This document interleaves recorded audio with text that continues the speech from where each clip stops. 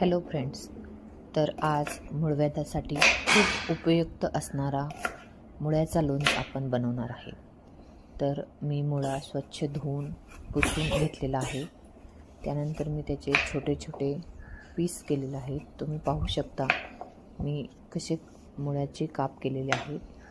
तर ते सगळे काप करून घ्यायचे आणि त्यानंतर त्यामध्ये थोडेसे 1 किंवा 1.5 चमचा मीठ घालायचे. ते व्यवस्थित मिक्स करून एक ते 1.5 तास साईडला झाकून व्यवस्थित ठेवायचे.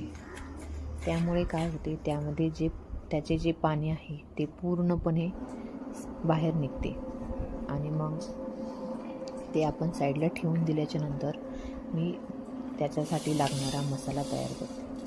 तर त्यामध्ये मी मोहरी, जिरे, धणे आणि 2-3 विलायची आणि 2-3 मिरी, लवंग हे मी घेतलेलं आहे. तर मोहरी मी कमी गॅसवरती व्यवस्थित भाजून घेतलेली आहे. एकदम कमी गॅसवरती तुम्ही बघू शकता की त्याचा कलर कसा बदलला आहे.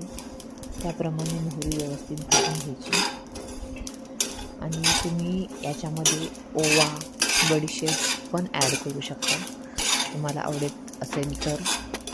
मला आवडत नाही बडीशेप, त्यामुळे मी त्या बडीशेप ॲड करत नाही. तर मोहरी भाजून झालेली आहे.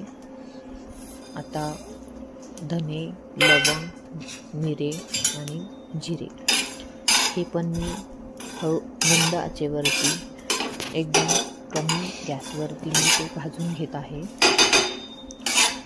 तर ते पण व्यवस्थित लालसर तर भाजून घ्यायचे आणि तो जो मसाला आहे भाजून झाल्याच्या नंतर, थंड झाल्याच्या नंतर तो जो काढलेला मसाला आहे तो आपण मिक्सरमध्ये फिरून घ्यायचा.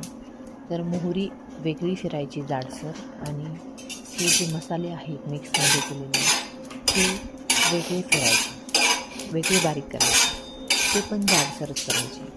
त्यामुळे काय होतं की जे लोणच्याची टेस्ट आहे ती खूप छान लागते जाडसर मसाल्यामुळे आणि खायला पण खूप मस्त लागते. तर आता हे 1.5 तास झालेलं आहे. मी मुळा कट करून ठेवलेला, त्याचे पाणी निघलेले आहे. तुम्ही पाहू शकता किती पाणी आहे. माझे हे 2 ते 3 मुळे होते, त्यामध्येच जवळजवळ अर्धा कप पाणी निघालेलं आहे.